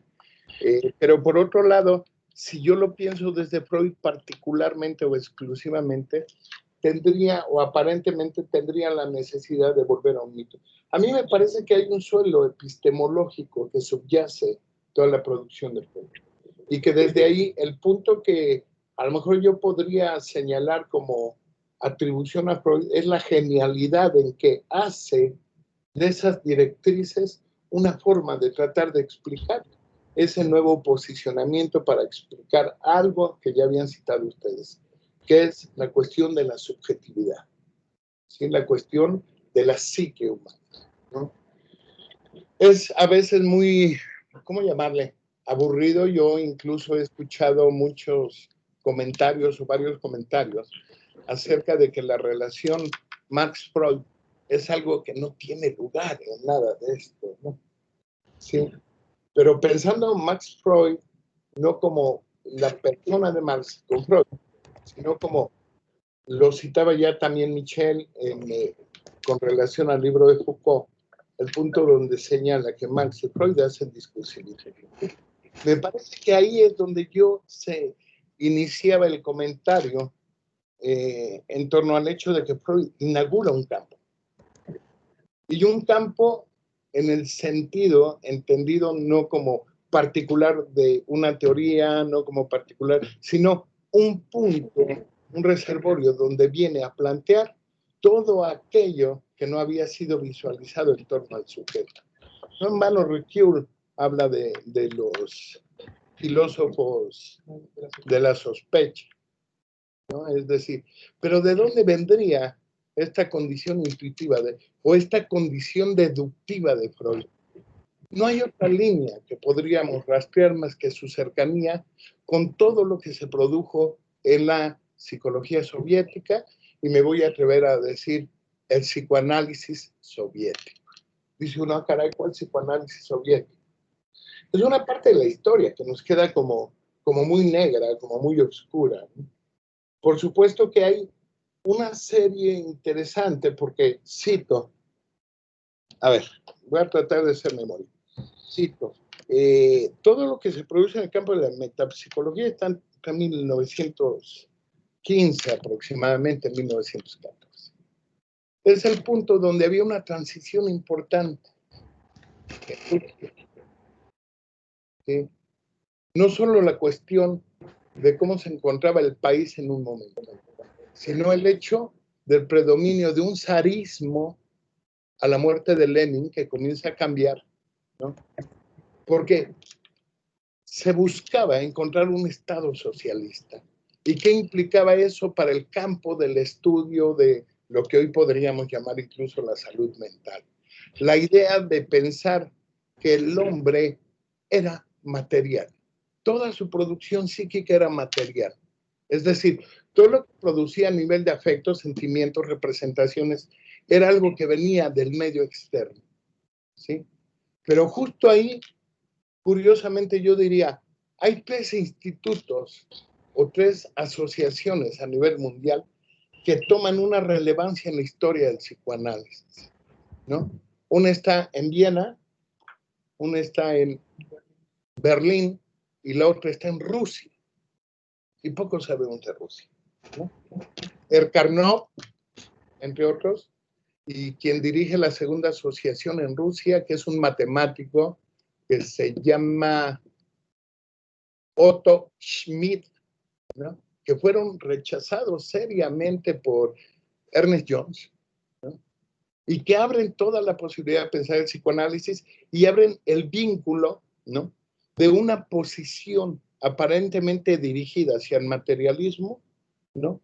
Donde se tenía que demostrar ante el mundo, ¿no? Que la determinación material era la que constituía el psiquismo. Pero no así en la segunda asociación. La primera que hablo es aquella donde se funda la primera asociación psicoanalítica para el desarrollo de las artes, etcétera, en Rusia. Y la segunda, justamente donde ya lo sabemos, y que me parece que en este sentido ya no suena tan alejado, ¿no? Alexander Luria también estuvo. Él fue de los que dirigió la Sociedad Psicoanalítica de Rusia, ¿no? Pero ¿cuál es lo valioso en esto? Lejos de un dato meramente o una referencia histórica, es el punto donde se hace la apertura propuesta por los rusos para pensar que la psique humana era una condición que se jugaba en dos dimensiones, entre lo interior y lo exterior, lo cual es lo que hace o permite que Freud comience a encontrar ese, me voy a atrever a jugar un poco con la palabra que hace un rato decía, ese advenir. Por definición, la palabra advenir la tendríamos que situar muy cercana a la idea de un acontecimiento que permite replantear el pensamiento. ¿Qué es lo que quiero plantear con esto? Aun cuando la incursión de Freud en el psicoanálisis parte de una postura inicial, que una postura que incluso no estaba tan lejana, ni siquiera a la segunda postura que toma Alexander Luria de neuropsicología, él comienza a plantearse la necesidad o la pregunta por la constitución subjetiva del sujeto. Digo, suena medio redundante, la constitución subjetiva del sujeto. Y me parece que todo lo que él produce entre 1895 y 1900 es lo que marca la entrada a la metapsicología 15 años después. Y entonces, de una manera muy instrumental, la pregunta sería, para nosotros, para los textos, para las universidades, ¿qué es la metapsicología? Y la metapsicología tendría que ser, digo, por definición pensada como un conjunto de sistemas y métodos que permiten explicar cómo esa expresión de lo interior se expresa en la realidad objetiva. Fíjate, cosa interesantísima, porque te voy a decir, esas serían las raíces en las que podemos ubicar el concepto de extimidad, ¿no? Freud ya lo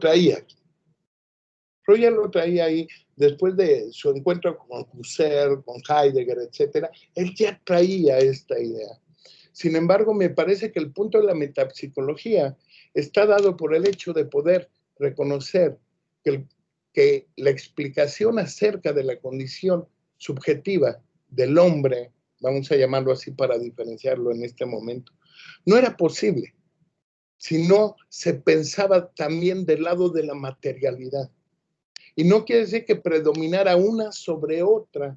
Y si hablamos de 1915, Antonio, ahí ya no había energía. O sea, ese concepto de energía, es más, yo te diría, a mí me parece que el devenir de Freud de 1895 a 1900 pasa de la hermenéutica a la construcción. ¿Me hablaron? No, no. Pasa de la hermenéutica a la construcción. Si lo queremos pensar como una forma de acercarse a toda la cuestión psíquica del sujeto. Eso psíquico que ya venía además y que estaba cuestionado por Descartes y que a Freud le ofrece los dos haces, ¿no? El as de bastos y el as de copas. Y conste que no estoy aluciendo a una cuestión de género, porque en materia de sexualidad yo diría, el psicoanálisis realmente me parece a mí que queda en deuda, porque no aborda todo lo que tendría que ver con la sexualidad. Bien, ¿cuál es el punto al que quiero llegar? Me parece que eso sería hacer como una vuelta, una construcción más dirías tú mística, yo diría más mítica de Freud. Me parece que el punto que hay quizá nos tendría que obligar a replantearnos quizá la posición que tiene Freud ante una nueva forma de explicar a la subjetividad humana, ¿sí? Y que viene de un intercambio importantísimo con los rusos, ¿no? De hecho, no en vano, por ejemplo, Lacan, la cita no la recuerdo, cuando habla de los argonautas, ¿cómo dice? Sí, cosmonauta, de una erótica. Ajá, ¿de la qué? De una erótica. Sí, cuando habla de la erótica futura, dice que sería la labor del cosmonauta. Y hay una diferencia entre cosmonauta y argonauta, astronauta, si nos damos cuenta, ¿no? Uno viene de los países capitalistas, el astronauta, y la idea de cosmonauta vendría de la escuela rusa. Entonces, a mí me parece que lejos de pensar, por ejemplo, en lo personal, si se trata de una cuestión, porque yo diría, si nos vamos a una referencia estrictamente histórica, diríamos que Freud, ¿no?, fue un fundador, ¿no? ¿Pero de qué fundó? Si fundó algo, fue un campo que viene a cuestionar lo que hasta ese momento se había escrito en torno a la condición psíquica del sujeto. Y repito, no en vano se es colocado junto con Nietzsche y Marx entre los pensadores de la sospecha. Hablar de los pensadores de la sospecha no tiene que ver con la idea de que sean sospechosos, porque aquí en Ecatepec habría muchos pensadores de la sospecha, ¿sí? Sino aquellos que dan cuenta de que lo atribuible al sujeto hasta ese momento no era suficiente. Y me parece a mí, en lo personal, que Freud hace un rastreo interesantísimo de todo el método materialista. La noción, por ejemplo, de fetiche está en Marx antes que en Freud. La noción de la materialidad de la palabra está en Marx antes que Freud. El punto era inflexionar, porque eso que él enfrentaba, desde mi particular opinión, ante la sapeltría y los hospitales en los que estuvo, era el punto donde él alcanza el límite que derrama el vaso, donde entiende que la subjetividad, la condición psíquica del sujeto, iba más allá, parafraseando a Itzel, iba más allá de todas las cuestiones que se habían elaborado.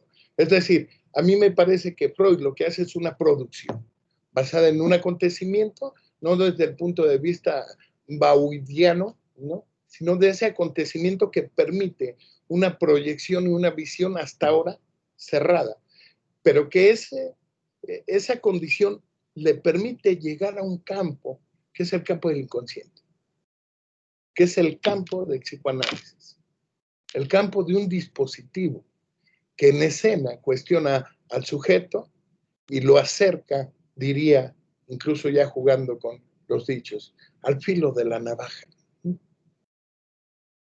Eso quería comentar. Bien, no sé, ¿hay algún otro comentario? ¿Algo más por agregar? Si no, para leer lo que escribió Paulo Cedillo Paredes, lo escribió hace un momento, a ver, se los leo. Gracias por sus aportes, da mucho para pensar y cuestionar. El análisis no podría sostenerse desde la originalidad. ¿Quién es dueño de su discurso? ¿Acaso no inaugurar un campo discursivo propone Lacan al releer a Freud en El hacer del psicoanálisis? Precisa la distinción y elaboración de lo que implica el advenir en el campo clínico y sus efectos, que es allí donde la topología ofrece coordenadas para el acto, donde llega uno, pero hablan 2, 3, 4, en el adentro y afuera. Y que en los post-freudianos los enfoques psicológicos son hablados como post-freudianos también. Hoy encontramos la propaganda de buscar cambiar, de sustituir eso que existe por otro mejor, por esa autoestima, por lo trascendental, que todos somos, por el ideal del uno, el ideal que puede representar el terapeuta. Qué peligroso el pensar que hay que ser lo que el manual diagnóstico determina. ¿Qué nos devuelve ese ser postfreudiano? Entre el advenir y sustituir encontramos hilo para tejer. Por algo, traducción habla de traición. Por algo, traducción habla de traición. ¿Qué tanto podemos estar traduciendo a Freud y Lacan? ¿Podemos pensar ahí el estilo? Entonces, Paulo, no sé si por ahí siga. Es como un comentario que hace. No sé, pero... está. Aquí está. Bueno, no sé, Paulo, ¿está por ahí? ¿Sí? ¿Qué tal? Buenas noches. Bien, leímos tu pregunta, Pablo. ¿Quisieras redondearla un poco más? Si es comentario, pregunta o quieres señalar algo, me parece que tocas vértices importantes, ¿no? Claro, ahorita con esto último que estaba escuchando, me quedaba pensando precisamente sobre la forma en la que podemos llegar a leer a Freud y a Lacan, ¿no? ¿Cómo podemos leer a la clínica? Precisamente en lo que implica esta traducción que de alguna forma podemos asociar y encontrar con la traición. Y sobre eso, cómo poder pensar la clínica de aquí en adelante, ¿no? Cómo poder pensar el estilo de cada uno en la clínica y sobre todo qué dirección va a tomar la clínica, ¿no? Sobre todo la clínica contemporánea, porque incluso ya se empieza a hablar de que pues este psicoanálisis freudiano ortodoxo en esta sociedad precisamente de hechos, ¿no? Me gustó mucho esta parte de retomar el mito, ¿no? Sobre todo en esta sociedad de hechos, pues parece que de alguna forma esto freudiano ortodoxo empieza a quedar un poco relegado y habría que pensar, ¿no? Desde dónde vamos a leer a Freud y a Lacan y qué dirección va a tomar la clínica contemporánea. Muchas gracias, Paulo. Gracias por el comentario, por la pregunta que haces. Bien, pues no sé si alguien más del público quiere preguntar algo, o de los conversadores, Itzel, Alejandro, Michelle, comentar, no sé. ¿No? Yo solamente hacer un comentario de lo que decía Paulo. Sí, Michelle. Sobre esta cuestión del mito. Si nosotros, hace rato, por ejemplo, es que estaba revisando con otros amigos la penúltima clase del seminario 15 de Lacan, y ahí Lacan dice, bueno, le hacen una pregunta, ¿no? De si el inconsciente está estructurado como un lenguaje, si es posible pensar que el lenguaje está estructurado como el inconsciente. A lo que Lacan dice que no, y que es la posición que después van a adoptar Laplanche y Pontalis, ¿no? Y que por eso toman distancia con Lacan. Pero hay en esa parte que se pregunta sobre el sujeto como efecto del lenguaje, es que uno podría preguntarse cuál es el origen. Y eso ya se vuelve algo muy problemático. Porque si nos vamos al origen, estaríamos buscando como una especie de teleología, como yéndonos para atrás, para atrás y para atrás y para atrás y para atrás. Entonces, si ponemos el lenguaje como una incógnita, ¿en qué momento surgió el lenguaje? Tendríamos que salir del lenguaje mismo para dar cuenta del lenguaje, pero es que no es posible. Y es ahí donde está insertado el mito, porque al final llegamos a un mito para dar cuenta de cómo es que surge el lenguaje. No por nada Lacan, en el primer piso del grafo del deseo, ubica al sujeto mítico de la necesidad como algo que está antes del lenguaje, pero que no podemos pensar, si no es a partir del mito. Y es que el mito mismo, pues ya es lenguaje, ¿sí? Por eso dice Lacan, no hay metalenguaje. No es posible pensar el lenguaje antes del lenguaje. Por lo que diría que lo original, pues es llegar al mito. Que el sujeto es acto del lenguaje, no es que el lenguaje sea acto del sujeto. Y creo que esa es una directriz para pensar la clínica. en cómo la posición del analista estaría en función del lenguaje en torno a su estatuto que permite entonces producir un sujeto,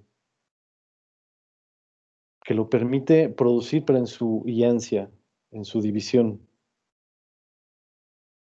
Pero bueno, creo que ya me estoy yendo por otros lados con Lacan, pero bueno, quería retomar ese punto del mito, con lo que decía Pablo. Sí, está bien. Me parece que, bueno, solo como un comentario, entre el 69 y 71, 2 años quizá de producción de Lacan, importantísimo, porque es el punto donde comienza a escribir, porque en gran parte de sus escritos está, ¿no?, su versión del sujeto, cuestión de la significación del tal, etc. Bueno, que está un poco después, pero que podemos adecuar a todo esto. Me parece que él hace un importante planteamiento que viene a cuestionar a la lógica tradicional. Solo como comentario, el hecho de que él plantee esto que suena muy claro, ¿no?, el sujeto como efecto del significante, y la condición donde dices, esto nos lleva a pensar cuál sería la posición del analista que a partir de la palabra hace que el otro se viva en esa falta y se produzca un sujeto del inconsciente. Es un punto que me parece que a detalle, más o menos a detalle, lo retoma Lacan. Yo diría, para no alargar mucho el tiempo, que el punto que él plantea es el punto donde el sujeto, en su inmixción dentro del lenguaje, pierde un lugar, y es el lugar más activo del verbo. Y que en esa medida, en la medida en que él ya no es poseedor del verbo, en esa medida él queda como significante. Dice, pero el sujeto se dirige al otro, esperando que ese gran otro, que es el tesoro de los significantes, le devuelva la respuesta. Y lo único que le devuelve es un significante. Dice, porque el otro también es significante. Es decir, ¿cuál es el punto que hay ahí? Me parece que eso hablaría o más o menos señalaría un poco la generalidad del dispositivo analítico, el papel, bueno, yo diría el lugar y la función del analista y el punto donde se produce el sujeto. Y eso implica, es un tema que habría que seguir, porque la cuestión en la que descansa toda esta cuestión, esta propuesta de Lacan acerca del lenguaje, no tiene que ver más que con lógica y lógica de conjunto, donde el punto de la palabra es trasladado de la posición que propone Freud a la que propone Lacan, en el sentido de cómo lo adecua en cuanto a la lingüística moderna, vamos a llamarlo así, en cuanto al hecho de que abre la posibilidad de que dentro de todas las disciplinas que participan en la lingüística, incluyendo la fonética y otros, hagan la posibilidad de que ahí el sujeto se vea como un significante. Y que en esa posición de significante, y no en vano, ¿no?, en el seminario 23, no recuerdo, sí es en el 23 me parece, donde dice, ¿qué es el sujeto? El sujeto es lo que es representado por un significante para otro significante. 9. Sí es donde él lo inaugura, en el seminario de la identificación. Estamos hablando más o menos de una época muy cercana. Pero el punto del mito, yo no digo que no sirva, pero me parece que correspondió a un momento epistémico muy particular y que a veces el mito nos permitiría recuperar elementos que hablan de esa condición en la que es cuestionado el sujeto, pero no dicho. No es cuestionado literalmente, sino que está ahí puesto y donde el mito se revela como una forma de experiencia que viene a cuestionar toda la realidad del sujeto. Yo al menos pienso que no se trata de, si yo dijera, vamos a desmitificar a Freud, ¿no?, sería una propuesta de una envergadura gigante. Pero me parece que el mito, a la luz de toda la propuesta, y ahí estoy de acuerdo contigo, Michel, cuando dices, ¿cuál sería el efecto discursivo que encontramos a partir de Freud y demás? Ese punto donde su propuesta debe ser leída y colocada en lo no dicho y en la producción de nuevos elementos discursivos que den cuenta de esa condición y de otras que no fueron posibilitadas por el propio fundador, que en este caso sería Freud. Pero bueno, sería importante hacer en algún momento una cuestión de estas, ¿no? Pero sí, yo iría más por ese lado y está bien. Me alegra escuchar todavía. Ya se me había olvidado la palabra Milton. No. Bueno, ese sería mi comentario. Yo creo que habría que seguir un poco a ¿cómo se llama? A Guy, ¿no? Que tiene un texto genial que se llama El sujeto en Lacan. Y todo el planteamiento lógico del sujeto, cómo se construye a partir de la lógica, la lógica de los conjuntos, incluso la lógica matemática, ¿no? Va siendo desmenuzada por él así despacito. Que claro, él no es el abanderado de la verdad, pero es el punto donde hallamos una consistencia con sus definiciones prototípicas de significante, del otro, de sujeto, ¿no? Y que operan ahí donde el sujeto es colocado ahí justo en el momento en que descubre que el otro no es el tesoro del significante, sino que el otro es un significante, porque no tiene nada que de su verdad, derivada de su saber, se produzca. Y es el punto donde aparece la cuestión aparente. Entonces podríamos con calma y en otro momento a lo mejor dedicar una sesión para eso, toda la cuestión de las implicaciones del sujeto, ¿no? Y todas las, diría yo, vectores disciplinarios que están ahí que sería importante trabajar. Bien. Era mi comentario. Sí. Nada más, yo quería agregar un último ya. Justo cuando ahorita se aludía a la cuestión de cierto Freud ortodoxo, en mi opinión el menos ortodoxo de todos era Freud. Creo que él fue el que menos se prestó para ser ortodoxo. Creo que la parte de la ortodoxia provino después, pero creo que Freud es todo lo contrario a un ortodoxo. Si nosotros pensamos así como que, tal vez en términos generales, así conceptuales, que es un ortodoxo, y lo intentamos equiparar a la figura freudiana, creo que Freud está lejos, muy, muy lejos de lo que podríamos pensar como ortodoxo. Ya después, creo que en eso sí me parece importante señalar las puntuaciones que podríamos hacer en torno a la clínica, ¿no? Que él mismo está produciendo y que publica, y que ya lo citaba ahorita Alejandro, lo citó Itzel, lo citó Fernando, los Fernandos, justamente la diferencia a la que se apela cuando Freud mismo se opone a él mismo, pero no como, tal vez yo no lo pensaría como se suele pensar luego a Lacan, ¿no? De Lacan contra Lacan. No. Más bien lo situaría en el contexto de que la propuesta, al ser freudiana, de carácter heterodoxa, permite cuestionar a la luz ya de los casos clínicos ciertas diferencias que creo que son de las que más podríamos extraer sus consecuencias, ¿no? Entonces, bueno, yo más quería comentar eso y pues ya terminado. Vamos a terminar por el día de hoy. Agradecemos muchísimo a Alejandro Rodríguez, Fernando Michel, Itzel Alfaro por estar con nosotros, por acompañarnos, por obviamente prestar su tiempo a este espacio y obviamente a todos los asistentes que pues, hacen posible que esto se sostenga. Entonces, bueno, muchas gracias a todos, un abrazo enorme y pues nos estamos viendo la próxima. Yo les agradezco y yo vuelvo a reiterar algo que tenía como propósito la tertulia. El hecho de que se abriera un espacio donde pudiéramos dilucidar amistosamente. Y quizá recordar si nos hemos olvidado de algo, si queremos algo más.